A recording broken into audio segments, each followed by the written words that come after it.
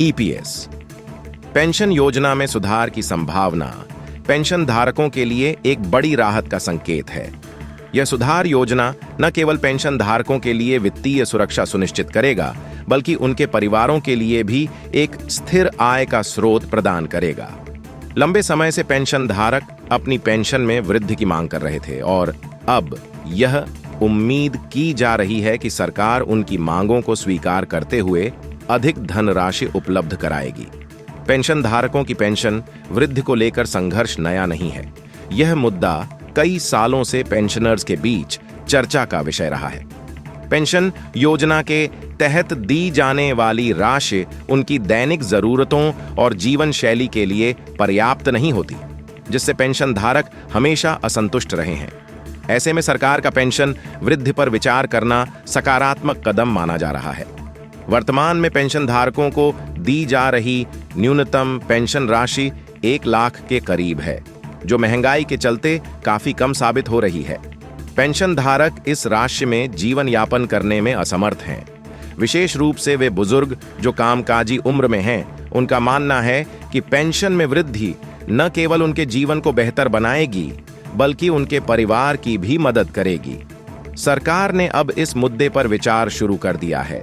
इससे पहले पेंशन धारक की मृत्यु के बाद उनके पेंशन फंड की राशि सरकार के पास चली जाती थी और उनके परिवार को कोई लाभ नहीं मिलता था। लेकिन सरकार के नए प्रस्ताव में यह कहा गया है कि पेंशन धारक और उनके जीवन साथी की मृत्यु के बाद पेंशन फंड में जमा राशि उनके बच्चों या नामांकित वारिसों को दी जाएगी।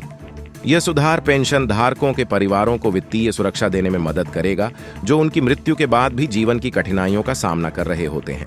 सरकार अब पेंशन धारकों को अधिक योगदान देने का विकल्प दे रही है, ताकि वे अपने भविष्य को और बेहतर बना सकें। यह कदम उन कर्मचारियों के लिए फायदेमंद होगा जो ईपीएस योजना में शामिल हैं, लेकिन उनकी पेंशन राशि अपेक्षाकृत कम है।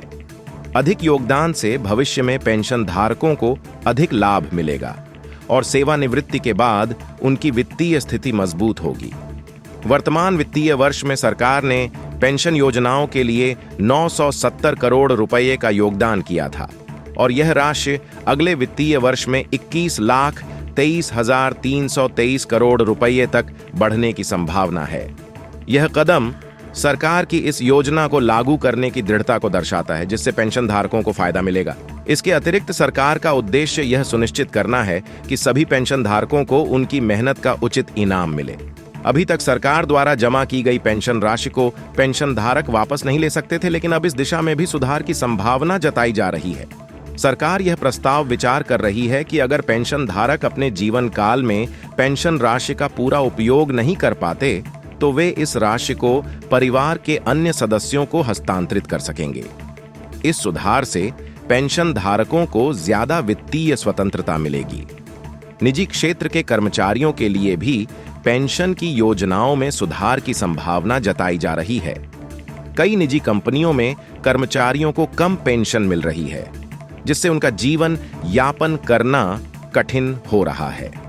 सरकार इस पर विचार कर रही है कि निजी क्षेत्र के कर्मचारियों के लिए पेंशन योजनाओं को अधिक प्रभावी और न्याय संगत कैसे बनाया जा सकता है, ताकि वे भी अपनी सेवानिवृत्ति के बाद सुरक्षित महसूस कर सकें। महिलाओं को पेंशन योजना के तहत समान अधिकार मिलना चाहिए।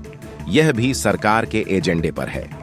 महिलाओं के लिए विशेष प्रावधानों के तहत पेंशन योजनाओं को अधिक सुलभ बनाने का प्रयास किया जा रहा है।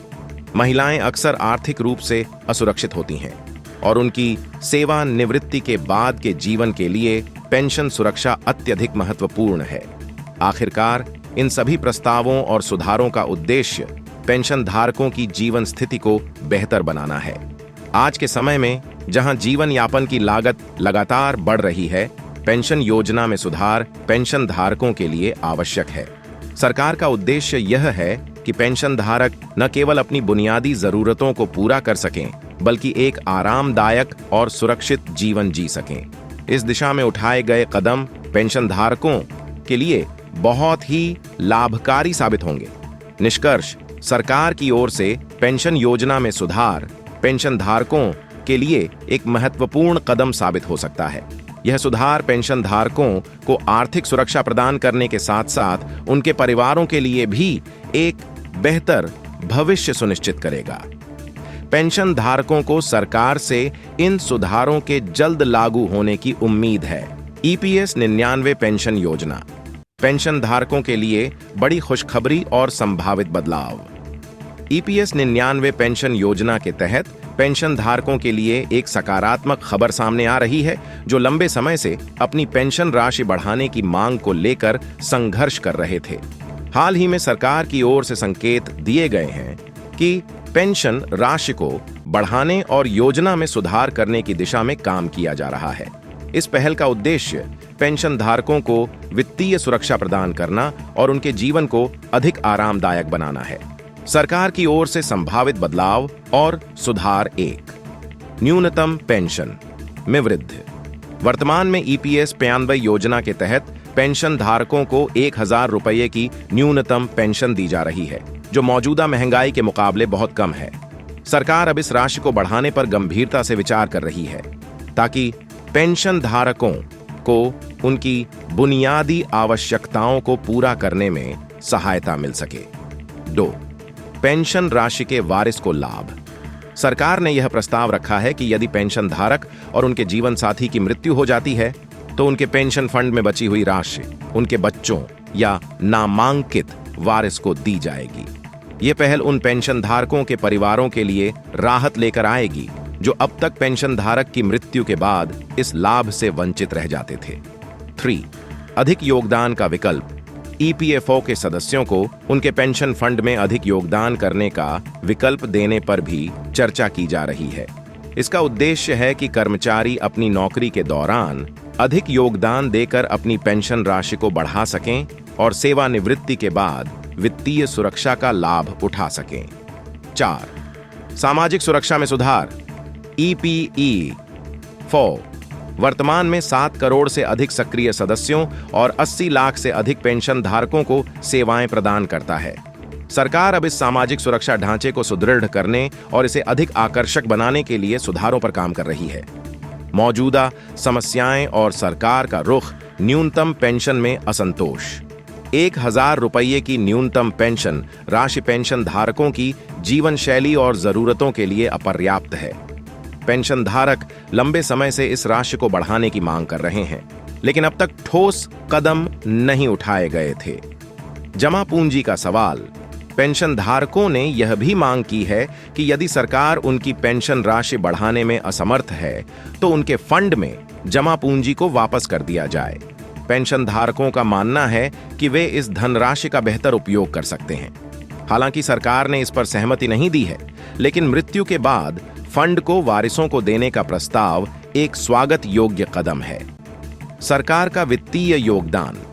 वित्तीय वर्ष 2022 से 23 में केंद्र सरकार ने न्यूनतम पेंशन के लिए 970 करोड़ रुपये का योगदान दिया था।